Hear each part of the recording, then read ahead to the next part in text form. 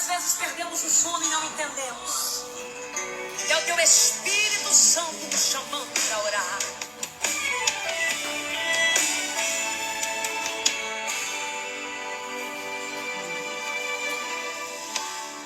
Mais uma vez perdi o sono. E então me levantei e andando pela casa, coração queimava igual brasa, com vontade de chorar. Minha alma angustiada, feito fera acuada, sem vontade de sorrir.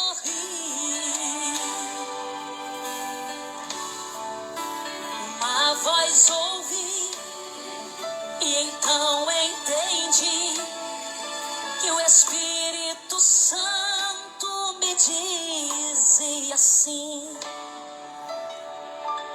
ore mais, consagre mais, vigie mais, perdoe mais, ame mais, pregue mais.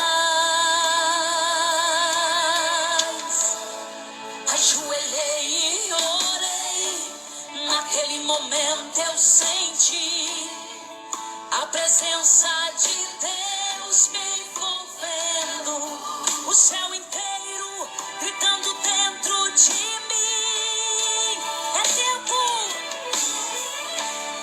É tempo de buscar a Deus e dizer não a Baal.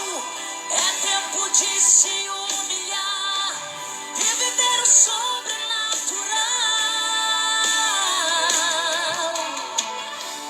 É tempo de tocar o céu, meu irmão, na oração. É tempo de influenciar essa nova geração. Se hoje ouvires essa voz, meu irmão, não há o que temer. Deus tem pressa em te usar. Deus está contando com você. Deus vai te usar, te levantar. Meu irmão, vou te falar. É tempo de influenciar. Deus vai te usar, te levantar. Meu irmão, vou te falar. Deus tem pressa em te usar. Ele tem pressa. Glória.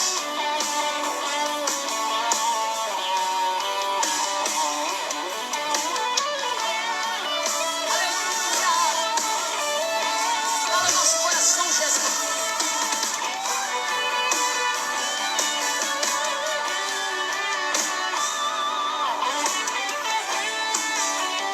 A voz ouvi e então entendi que o Espírito Santo me dizia assim: ore mais, consagre mais, vigie mais, perdoe mais, ame mais, pregue mais. Ajoelhei e orei, naquele momento eu senti a presença de Deus me envolvendo, o céu inteiro gritando dentro de mim. É tempo de buscar a Deus e dizer não a Baal. É tempo de se humilhar e viver o sobrenatural. É tempo, meu irmão, é tempo. É tempo de tocar o céu, meu irmão, na oração. É tempo de influenciar influenciar essa nova geração. Se hoje ouvires essa voz, meu irmão, não há o que temer. Deus tem pressa em te usar. Deus está contando com você. Deus vai te usar, te levantar. Meu irmão, vou te falar. É tempo de influenciar. Deus vai te usar, te levantar. Meu irmão, vou te falar. Deus tem pressa em te usar. Deus vai te usar, te levantar.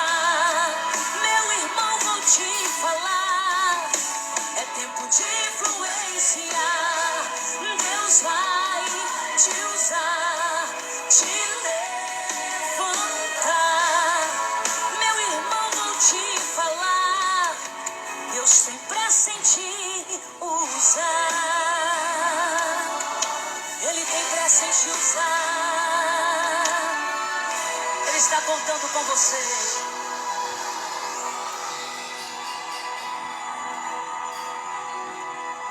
Paz do Senhor, meus irmãos.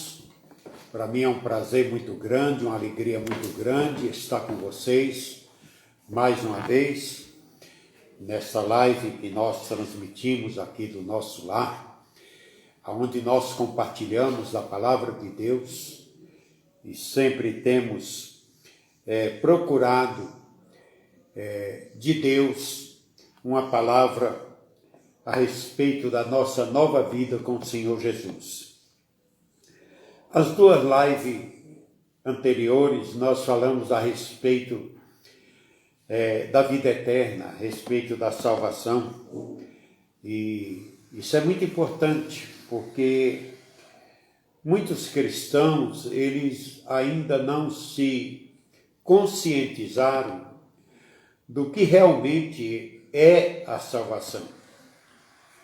Ela não se resume apenas no fato de Jesus ter morrido na cruz do Calvário para perdoar os nossos pecados e nos reconciliar com Deus. O pagamento, o sofrimento de Jesus ali, ele faz um pagamento a Deus.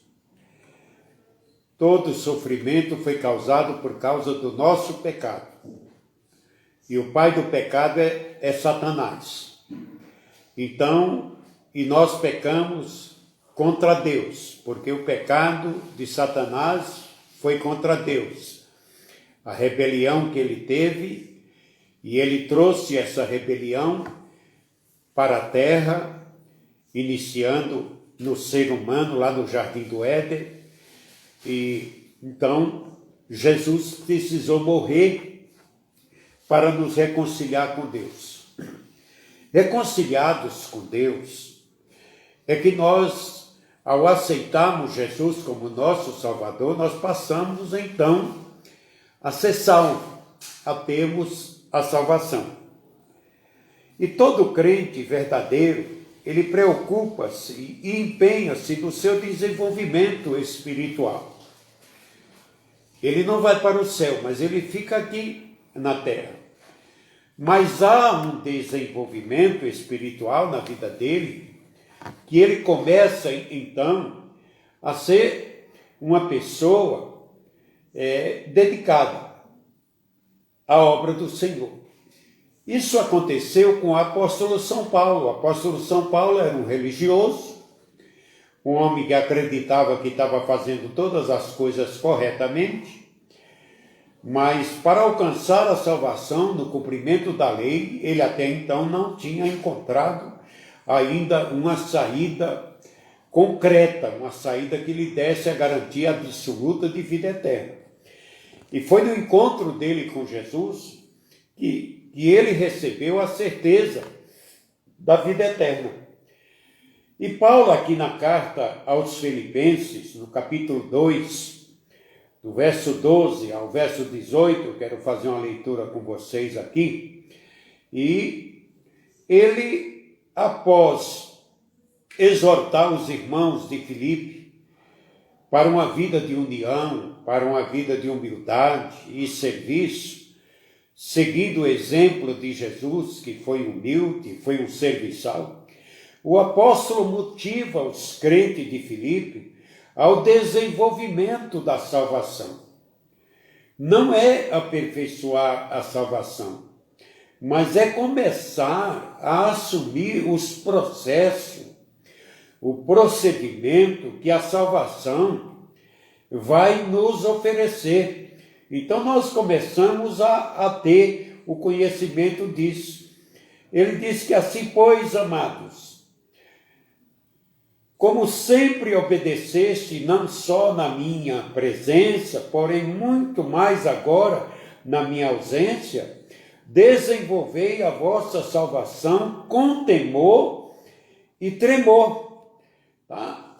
Então eu quero ler todo esse texto que está aqui no capítulo 2 de Filipenses, versículo 12 a 18, de sorte que, meus amados, assim como sempre obedeceste, não só na minha presença, muito mais agora na minha ausência, assim também operai a vossa salvação com temor e tremor. Porque Deus é o que opera em vós, tanto querer como efetuar segundo a sua boa vontade. Fazei todas as coisas sem murmurações, nem contenda, para que sejais irrepreensível e sinceros, filhos de Deus, inculpável, no meio de uma geração corrompida e perversa, entre a qual resplandecei como astros no mundo. Olha que responsabilidade tem a pessoa que recebe a salvação do Senhor Jesus após confessar os seus pecados. Não basta aquelas palavras de Jesus em Mateus 5, verso 13 ao verso 16, dizendo que a pessoa que aceitou a salvação, agora ela é o sal da terra e a luz do mundo.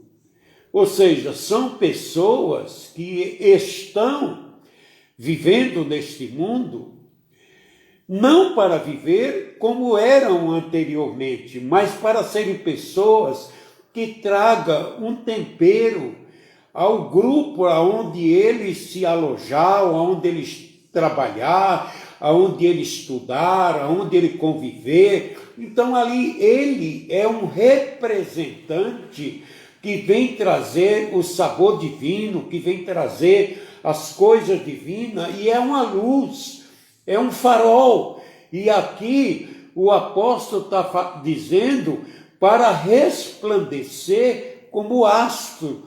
Então é esse desenvolvimento que nós temos que ter essa consciência. E ele diz assim, verso 16, retendo a palavra da vida, para que no dia de Cristo possa gloriar-me de não ter corrido em vão, nem trabalhado em vão, ainda que seja oferecido por libação, sobre sacrifício e serviço da vossa fé, folgo-me, regozijo com todos vós. Vós também regozijai-vos e alegrai-vos comigo nisto mesmo.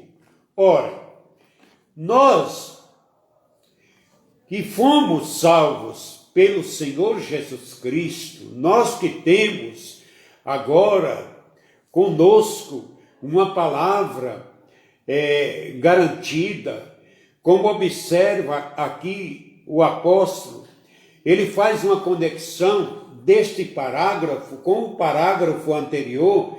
Assim, pois, meus amados, é como se ele pedisse que levássemos em conta o que foi dito e procurássemos a desenvolver a nossa salvação seguindo o exemplo do Salvador, que veio aqui como humano, mas trazendo uma representatividade divina das coisas de Deus. E como portador de uma mensagem de Deus, ele devia ser um invólucro, ou seja, um depositário que fosse perfeito. E ele diz que não se pode pôr o vinho novo num odre velho. Então, o vinho novo é a nova criatura. E a nova criatura não pode ser colocada naquele velho corpo cheio de pecado. Mas ele diz que o vinho novo se coloca num odre novo. Ou seja, quando nós aceitamos a Jesus Cristo, tá? Nós passamos a ter uma nova vida, temos um novo corpo para servirmos a Deus e abandonamos aquele corpo do pecado. Então, quando ele diz que nós procurássemos desenvolver a nossa salvação, seguindo o exemplo do Salvador, Paulo está a nos oferecer uma ideia central para nós, o desenvolvimento da salvação. Então vamos lá. Qual é o conceito bíblico de salvação? O que Paulo quer dizer com a palavra salvação? Então ele está aqui nos reportando num sentido restrito.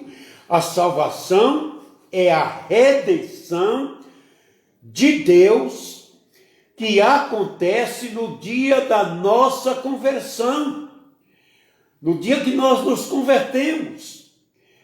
Ela é pela graça, mediante a fé, essa salvação. E por meio de Jesus é que nós encontramos ela. A conversão exige arrependimento e mudança de vida.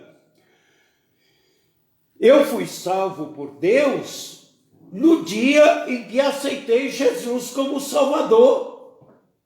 E estou aqui trabalhando a minha salvação há 58 anos. A salvação, porém, ela é mais ampla. Ela começa na conversão, continua na santificação e culmina com a glorificação. No dia em que você é assunto a Deus, levado a Deus, então é porque aí você vai ser recebido pelo Senhor Jesus, para que no dia da ressurreição do corpo, você ressuscite agora com um corpo glorificado, que não é um corpo mais propenso ao pecado. Os teólogos reformados, eles criaram um termo, uma ordem da salvação, para tentar juntar todos os termos bíblicos que descrevem a obra do Espírito Santo na nossa salvação. A salvação compreende a chamada de Deus, o novo nascimento. Então, salvação significa novo nascimento ou regeneração no sentido bíblico. É a união com Cristo, a conversão com arrependimento e fé, a justificação, a adoção, a santificação e a glorificação. E essa palavra é o que conclui a salvação. Ao completar ou terminar ela, nós precisamos passar por todas essas partes: conversão, arrependimento, fé, justificação, adoção, santificação e glorificação. Porque sem santificação, ninguém verá a Deus.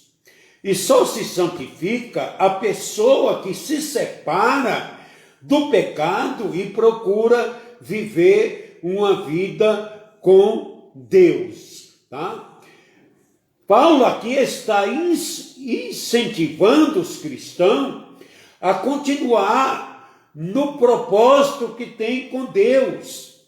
Só será concluído esse propósito no dia de Cristo.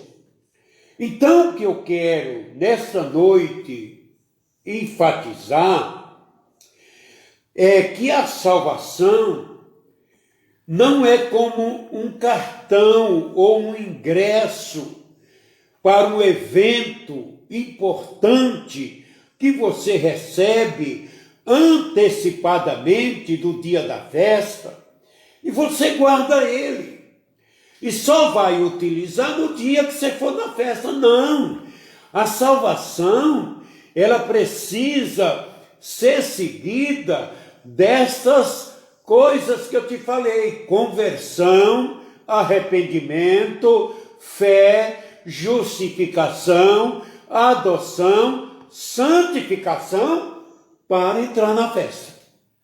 Então, foi essa a proposta do Paulo. E Paulo, então, ele coloca aqui para que o cristão pudesse entender que ele estava pedindo que se oferecesse em buscar uma vida de santificação, uma vida do Espírito Santo controlando a você, uma vida de crescimento espiritual. Então, quando se fala de crescimento espiritual, não está se dizendo para você ser cheio do poder do Espírito, não.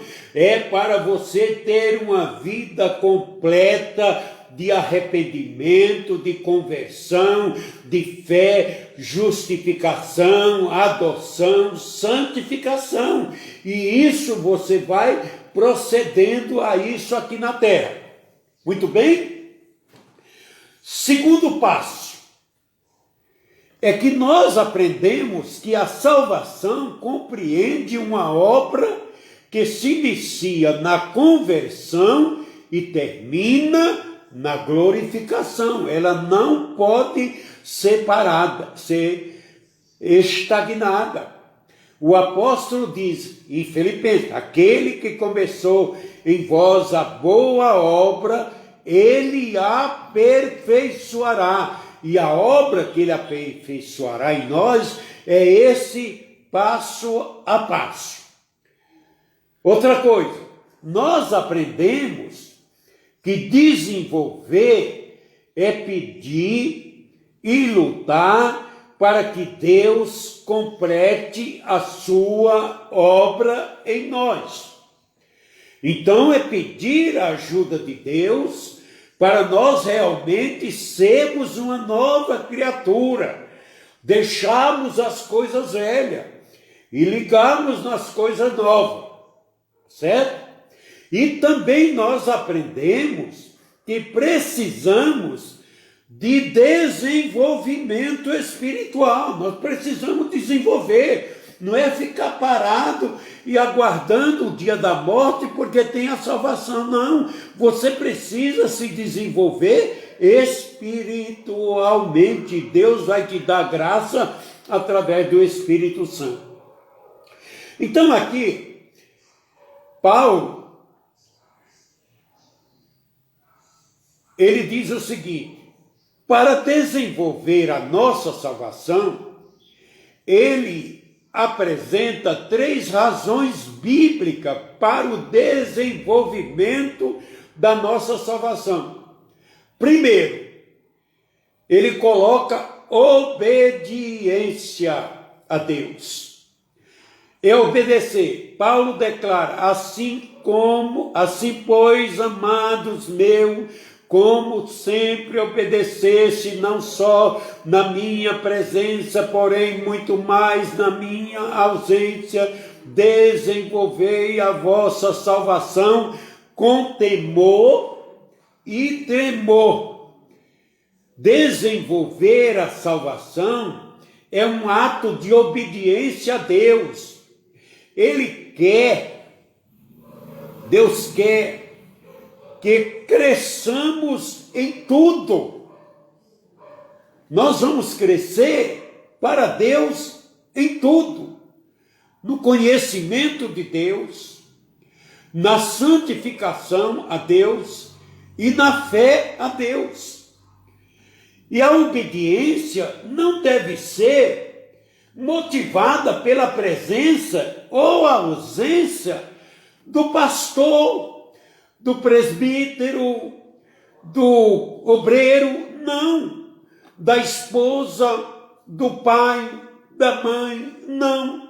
Essa obediência, ela tem que estar localizada no seu coração e sabendo que aonde você for, essa obediência precisa te acompanhar. É a obediência da presença de Deus. Você não precisa se esconder de ninguém. Porque mesmo que você se esconda da pessoa humana, você não se esconderá de Deus. Porque aonde você estiver, Deus está contigo. Então o apóstolo diz, olha, você precisa seguir o exemplo de Cristo, que disse, o Pai nunca tem me deixado só, porque eu faço sempre o que lhe agrada. Quando você estiver fazendo as coisas que agradam a Deus, Deus está contigo. Mas quando você começar a fazer as coisas erradas, Deus não está contigo. O que foi a obediente de Cristo, ele foi obediente até a morte e morte de cruz. Tá? A fé não é a administração a Deus, mas obediência à sua palavra. A fé não é você falar para Deus te abençoar, mas a fé é você ser obediente a Deus, porque Ele vai te dar a aproximação dEle. Porque Deus nos dá o desejo de querer e poder para realizar esse desenvolvimento. O apóstolo fala aqui no verso 13, ele diz, porque Deus é o que opera em vós tanto querer como efetuar segundo a sua boa vontade. Então, é Deus que faz isso. É Deus quem opera no homem o desejo de ser salvo, de desenvolver esta salvação. Não há desenvolvimento espiritual sem a capacidade que vem de Deus. É Deus que capacita. Foi Ele que capacitou os profetas na sua obediência. E veja que tem palavras que Deus dá ao seu profeta, que eu acredito que se elas fossem dadas a mim e a você, eu acredito que nós teríamos muitas dúvidas em obedecer. Deixa eu te falar. Uma vez, Deus falou para o profeta Ezequiel, para ele fazer um bolo e assar esse bolo no excremento de homem.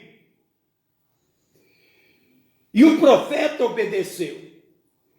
Às vezes tem provas que vêm na nossa vida e nós não queremos obedecer, sendo muito mais fácil. Mas a fé, ela vai nos levar para nós sermos obedientes. Portanto, creia, meu irmão, o Espírito Santo que desperta o nosso desejo por Deus, nós desejamos, mas é Deus quem planta, é quem age em nós. Ele nos dá todos os recursos para nosso desenvolvimento da salvação. Se você ler lá 2 Pedro capítulo 1, versículo 3 ao versículo 11, você vai notar e vai receber conhecimento disso.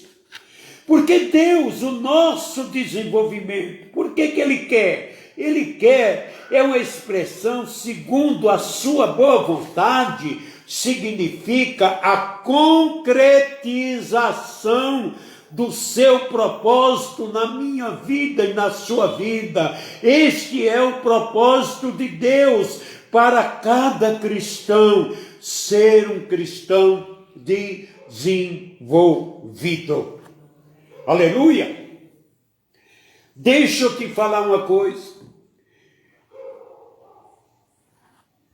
Pastor, quais são as evidências de um desenvolvimento da salvação?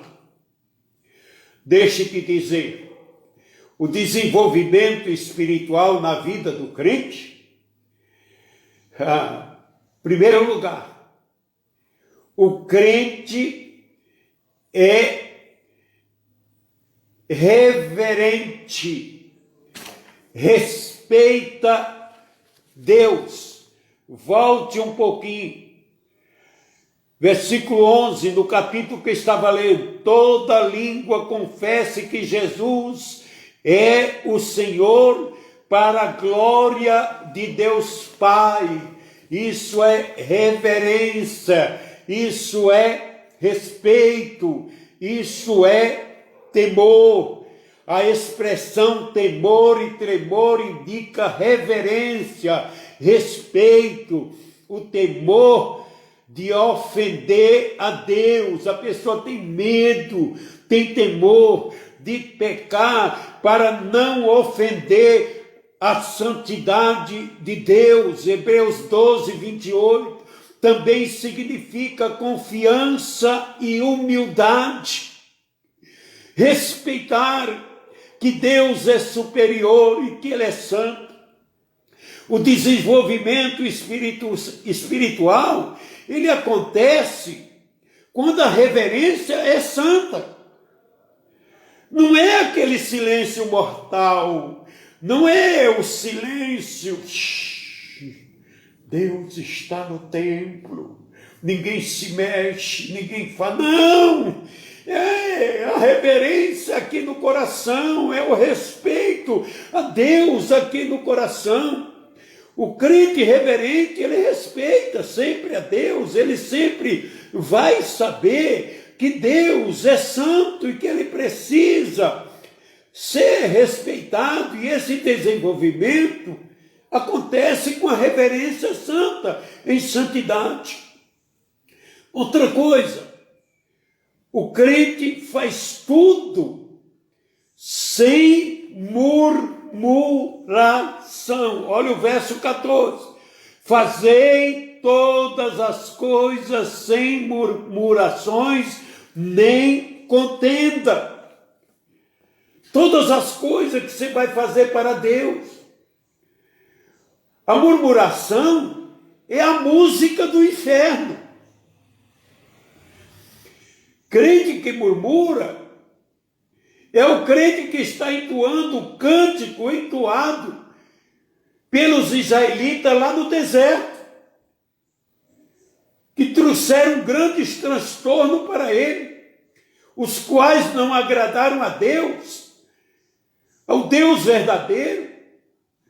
E o cristão verdadeiro não deve ser murmurador, mas um adorador sempre grato a Deus, sempre mostrando que respeita as determinações de Deus.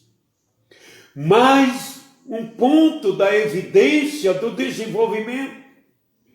O crente tem uma vida de santidade e testemunho.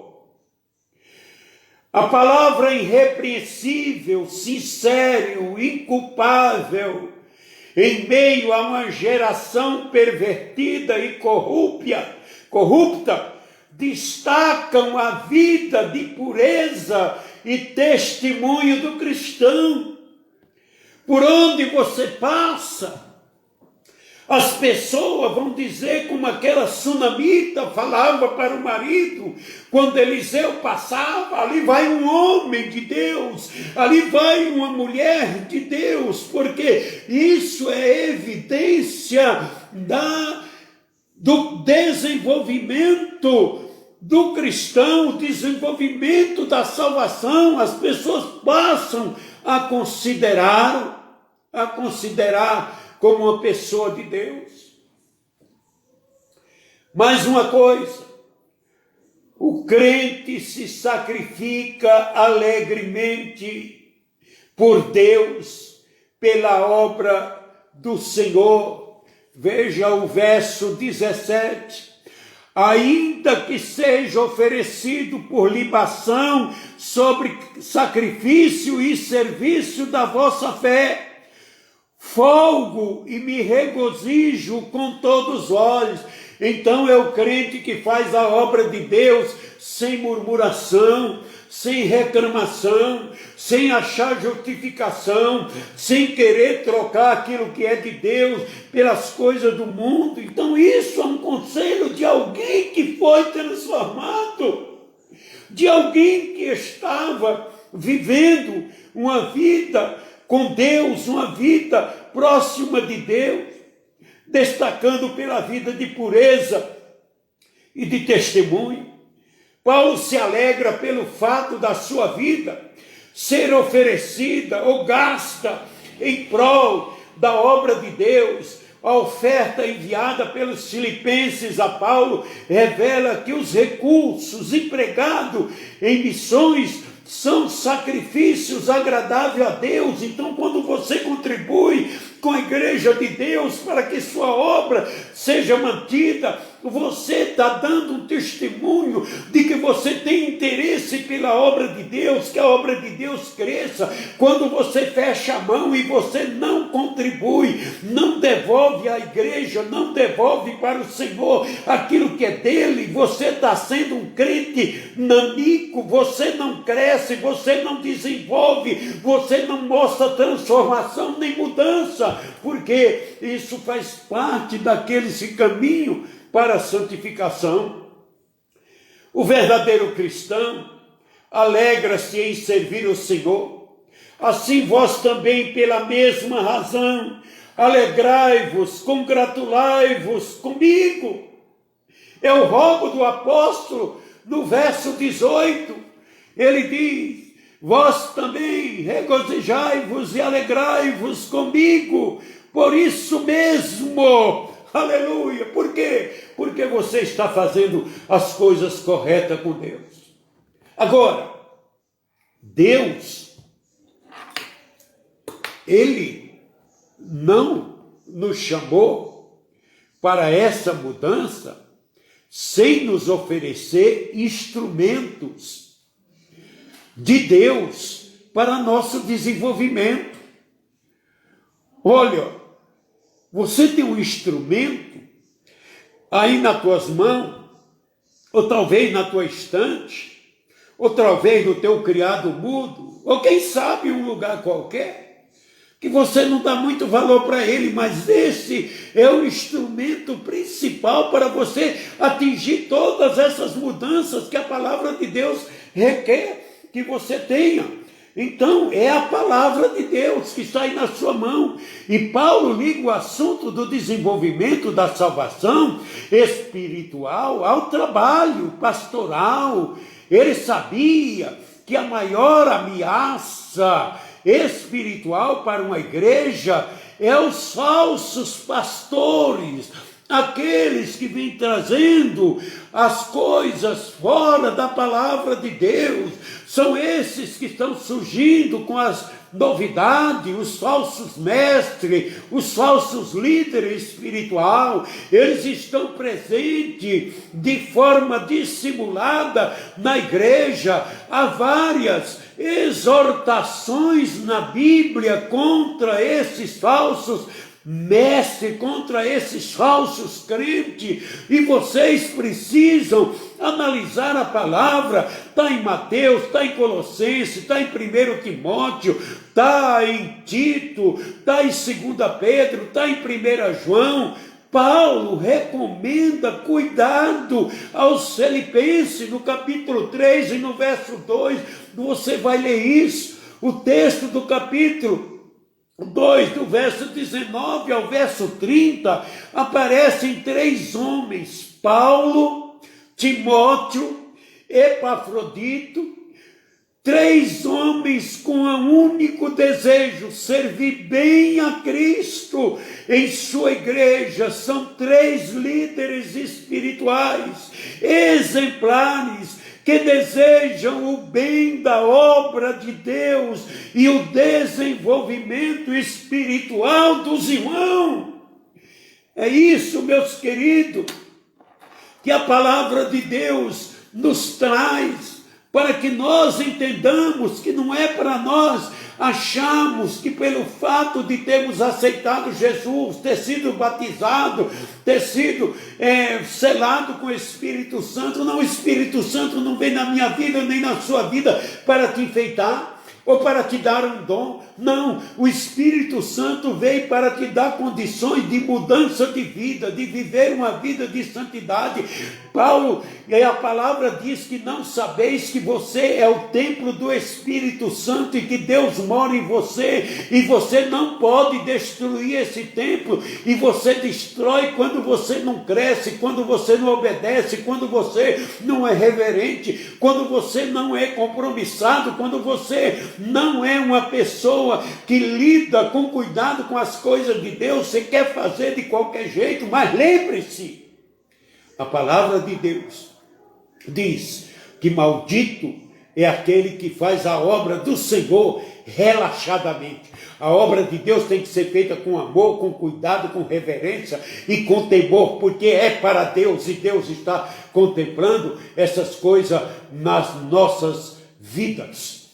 Muito bem, Paulo é o exemplo de líder espiritual, consagrado, alguém que se entrega a Deus, ao trabalho cristão. Ele diz que com prazer e alegria está derramando sua vida em sacrifício, servindo a nós, servindo, e ele está servindo aqui nesta noite, ele está me servindo, porque ele está me alertando e está nos alertando. Então é um serviço que Paulo prestou há 2000 anos atrás e que vem para nós nessa ocasião, tá? E esse ensinamento, a motivação para isso na vida de Paulo era Jesus.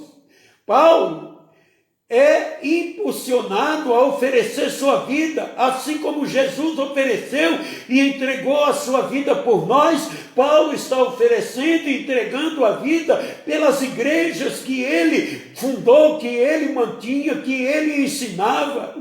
É mais interessante do que sofria com alegria, regozijava-se e alegrava e dizia que estava alegre pelas cadeias, pelos açoites, pelas prisões, pelo sofrimento, pelo apedrejamento. Então, meus irmãos, é isso que é desenvolver a fé. Aí você fala, mas Paulo é Paulo. O jovem Timóteo, jovem, 35 anos. Talvez tenha pouco mais do que a sua idade, muito menos do que a minha e do que a sua. Criado na fé por sua mãe Eunice e por sua avó Loide. Ele era filho de pai grego. Foi um companheiro fiel a Paulo. De Coríntio a Efésio e na prisão em Roma. Grandes marcas espirituais de Timóteo era a sua disponibilidade. Um homem que estava sempre pronto a servir, sempre pronto a fazer a obra, sempre pronto a ir para qualquer lugar, a enfrentar qualquer problema. Ele não corria das paradas mais duras que houvesse, o seu único desejo era servir a Deus e a Paulo, o seu grande líder, e a igreja, porque ninguém tem de igual sentimento e, sinceramente, cuide dos vossos interesses. Então Timóteo cuidava dos interesses da igreja, dos interesses dos irmãos, dos interesses da obra de Deus. Agora eu pergunto, você está disposto a enfrentar as tarefas difíceis do reino de Deus? Quando vem uma luta, uma pandemia, qualquer coisa, você foge. Você inventa motivo, você inventa tantas e tantas desculpas. Você precisa se desenvolver. Mas Timóteo tinha a retaguarda de Loide, e de Eunice, e de Paulo. Mas deixa eu te apresentar aqui um outro grande homem. Epafrodito, que significa simpático, afável ou amável. Ele foi enviado pela igreja de Filipe para levar a oferta para Paulo em Roma. Ali em Roma, ele ficou gravemente enfermo. Sabe por quê? Ele deixava de comer para dar comida para Paulo. E ele ficou fragilizado e adoeceu e quase morreu. Deus, contudo, o curou. E Paulo envia ele de volta para casa curado. É isso, meus irmãos.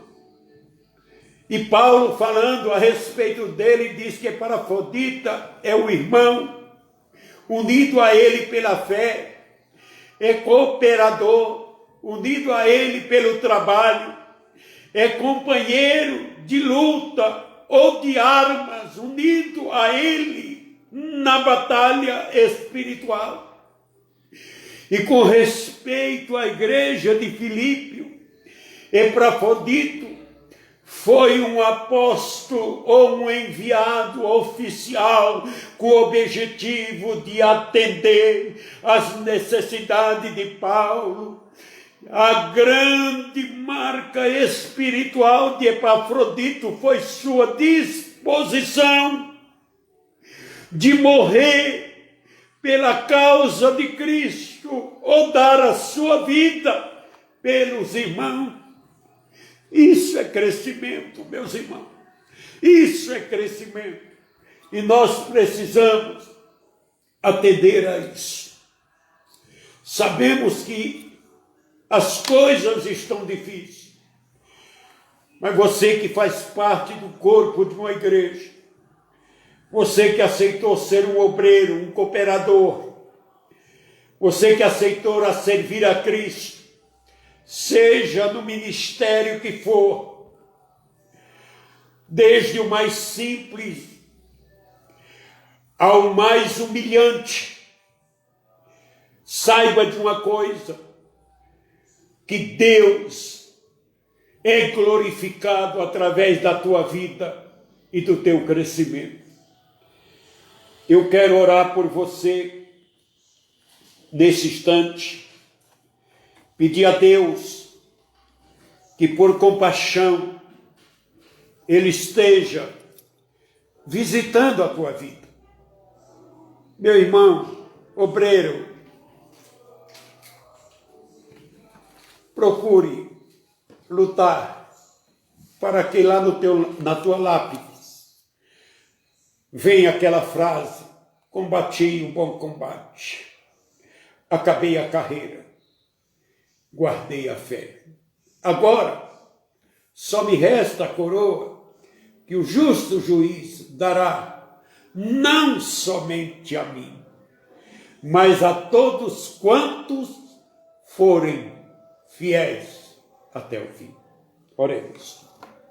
Pai, dou-te graça por tudo que já me ensinaste, a teu respeito, mas desejo conhecer-te melhor. Perdoe-me por haver negligenciado o meu crescimento espiritual, devido algumas vezes à preguiça, à frieza do coração, ou por estar excessivamente ocupado com outras coisas. Meu desejo sincero é ser um crente mais maduro. Não quero decepcionar-te, entristecer-te, Senhor. Ajude-me, Senhor, a me disciplinar e a perseverar no estudo de Tua Palavra, para que possa sair do estágio do leite da doutrina e começar a nutrir-me do alimento sólido da Tua Palavra. Senhor, eu sei que o Senhor ama este povo que está me ouvindo, e eu quero que o Senhor esteja agora colocando no coração deles, ó Deus, o desejo ardente de Te servir, de Te amar, de Te louvar, para que no dia da glorificação, Senhor, nós possamos realmente receber o nosso velho corpo glorificado e vivemos eternamente com o Senhor Jesus. Abençoe a Tua bênção, a Tua graça, a Tua direção. Se algum tem enfermos na sua família, eu peço a Ti, Senhor, e através do poder do Teu Espírito Santo, visite estas vidas agora. Que o Teu, Senhor, soprar divino, entre neste leite de hospital, entre neste leite no lar, aonde estiver, Senhor, que Teu bálsamo divino possa ser derramado e esta pessoa possa receber a cura. Aquele que está enfraquecido na fé, fortalece, Senhor. Aquele que está desapercebido, Senhor, sem uma responsabilidade de crescimento, visita a vida dele. Dê a Tua presença e o Teu amor. Em nome de Jesus, o Teu Filho, eu Te peço e eu Te agradeço para a Tua glória. Amém.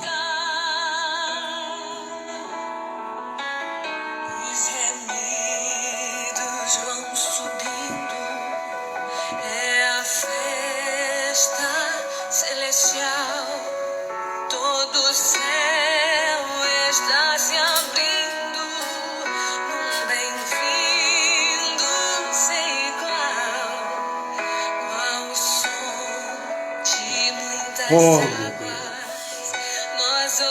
ser misericordioso para conosco. Tenha piedade de nós. Tenha compaixão da Tua igreja. A igreja unida do Pai Severo, do pastor que está à frente da igreja no momento, Senhor. Ser com eles. Ser com seus colaboradores, com aqueles que se propuseram, Senhor, a trabalhar na Tua obra. Fortaleçam, Senhor. Sabemos que a nossa luta não para. Ela está, Senhor, sendo contigo. Obrigado, Jesus. Obrigado, Senhor, que estejamos preparados para esse momento. Oh, Jeová. Oh, meu Deus. O Rei está voltando. A trombeta está soando para o som. Oh, Jesus, nos prepara, Senhor. Nos prepara. O Rei está voltando. Oh, Jesus.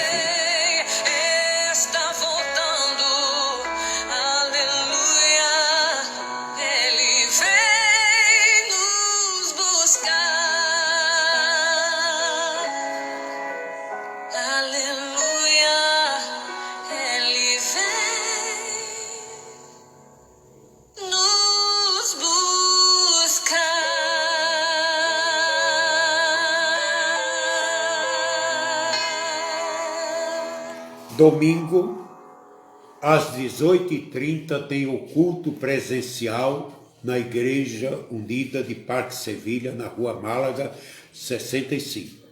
Você que às vezes vive uma vida normal durante a semana, que pega transporte, que vai trabalhar, vá à igreja prestar um culto presencial a Deus.